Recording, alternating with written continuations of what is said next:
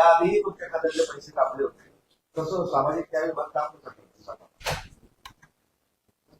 तुमच्या माध्यमातून मला जे कळालंय की माझ्या खात्याचे जवळपास 425 कोटी रुपये हे वर्ग करण्यात आलेले आहेत. पूर्वी सुद्धा माझ्या खात्यातून 7,000 कोटी जवळपास वर्ग करण्यात आले होते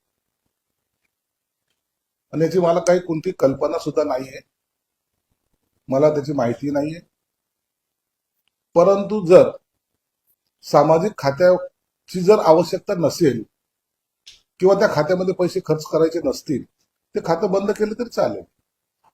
कशासाठी पाहिजे? सामाजिक न्याय खातं हे सर्व दलित वर्ग, पीडित वर्ग या सर्वांसाठी आहे ते खातं आहे आणि त्यालाच पहिलाच निधी अपुरा पडतोय आणि याच्यातून निधी वर्ग करता येत नाही हे मी वारंवार सांगतो, कारण की हे तुम्हाला बंधनकारक आहे. याच्यातून तुम्हाला निधी कट करता येत नाही, पण तरीही जर असा निर्णय होत असेल तर त्याची मला कल्पना नाही. परंतु निश्चितच मी या बाबतीमध्ये मुख्यमंत्री साहेबांशी चर्चा करेन. पण या अशा सगळ्या गोष्टी सरळ सरळ हा मागासवर्गीय आणि समाजावरचा न्याय मिळवला आहे. आता ह्याला अन्याय म्हणा किंवा का केला कट याबद्दलची मला कल्पना नाहीये, परंतु मुख्यमंत्री साहेबांशी जरूर त्यांच्या कानावर या गोष्टी टाकेल की हे असं करणं मला वाटतं कायदेशीर नाहीये. परंतु फायनान्स डिपार्टमेंट आहे ना, ते आपली जी मनमानी चालवतं, त्यांना जे वाटतं ते खरं, ते कायद्यात बसतं असं जे काय दाखवतात दरवेळेला, ते चुकीचं आहे आणि याला माझा विरोध आहे. सहन करायची एक लिमिट असते, मर्यादा असते आणि यापेक्षाही जास्त जर तुम्ही करत असाल तर मला तर वाटतं की सरळ सरळ सर्वच निधी एकदा कट करून टाका ना. कशाला पाहिजे मुलांना शिष्यवृत्ती, कशाला पाहिजे मुलांना हॉस्टेल, कशाला पाहिजे त्या सर्वांना पुन्हा आणायचं? खातच नसलं तर ते चालतं. अजितदादा म्हणजे अजितदादा मनमानी करतायत, कारण या आधी पण तुमची तक्रार होती त्यावेळेस सत्ता असताना. हे बघा, माझं स्पष्टपणे मत आहे की या खात्याचा कायदेशीररित्या तुम्हाला कोणताही निधी वर्ग करता येत नाही, कट करता येत नाही. आणि जर हे कायद्यानुसार जर बंधनं असतील, जरी फायनान्स वाले आपलं डोकं जास्त चालवत असेल तर हे बरोबर नाही हे स्पष्टपणे सांगतो. आदिवासी खात्यामध्ये निधी का वर्ग करतात? ते खातं कशासाठी निर्माण झालंय? सामाजिक कल्याण खातं कशासाठी निर्माण झालंय? काहीतरी त्याला बेस असेल का नाही? काही नॉर्म्स आहेत का नाही त्याचे? इतर खात्यातून पैसे वर्ग करता येत नाहीत, इतर खाते नाहीत. परंतु हे असं मला ते पटलेलं नाही, हे मी स्पष्टपणे सांगतो. मुख्यमंत्र्यांशी जेव्हा चर्चा होईल त्यावेळेला याच्यातून योग्य तो मार्ग आम्ही काढू. पण याचा परिणाम तुमच्या खात्यावर म्हणजे आदिवासी भाग असेल किंवा त्यांची योजना होणार आहे? निश्चित होणार आहे. माझं दायित्व गेल्या वर्षाचं 1,500 कोटी रुपयाचं आहे, दायित्व आहे, देणे आहे मला. पुन्हा जर याच्यात अशी जर कट पडत असतील तर हे दायित्व वाढतच जाणार आहे आणि डिपार्टमेंटला एक दिवस अशी गळती लागेल की कामच करता येणार नाही. आता एखाद्या जर नवीन योजना आणायची असेल किंवा एखाद्यानं जर मदत करायची जर ठरवलं तरी मी करू शकणार नाही, हे तेवढं सत्य आहे.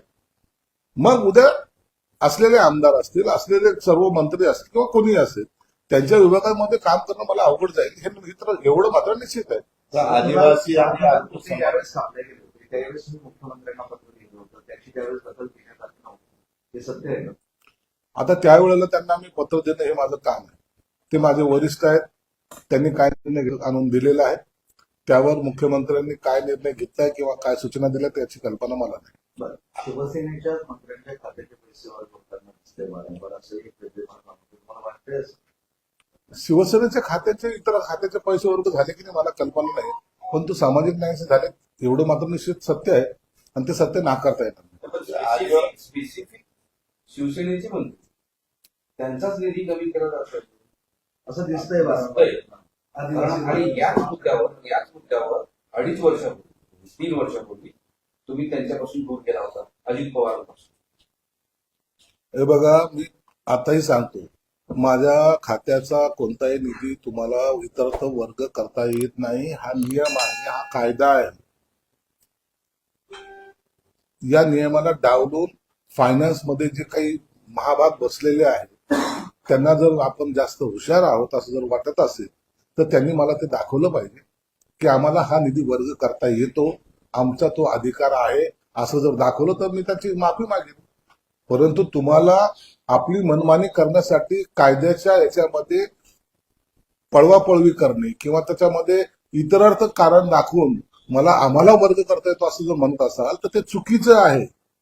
स्पष्टपणे सांगतो ते चुकीचं आहे. तुम्हाला हे करता येत नाही.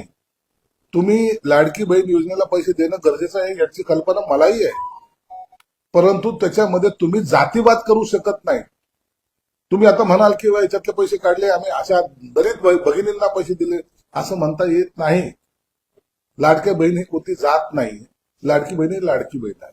मग त्यासाठी जो निधी पाहिजे तो सरकारने किंवा मुख्यमंत्री उपमुख्यमंत्री असतील यांनी कुठून काढायचा हा त्यांचा एक वैयक्तिक प्रश्न आहे, ते तो काढला पाहिजे. नाही, तुम्ही महाबाग हे महाबाग कोण?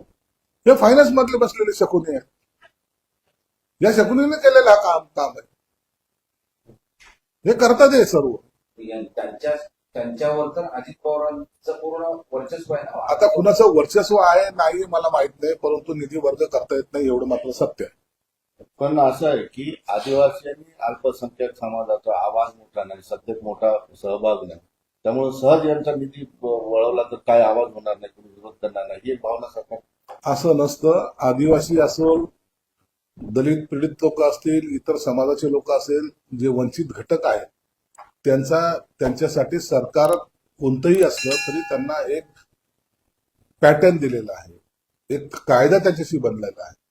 आणि मंत्री कोणी असेल किंवा सरकार कोणाचं असेल तरी काही फरक पडत नाही. तेवढा निधी हा त्यांच्या खात्यामध्ये त्यांना द्यावा लागतो आणि त्याच्यानुसार काम करावं लागतं. हे बंधनकारक सर्वांसाठी.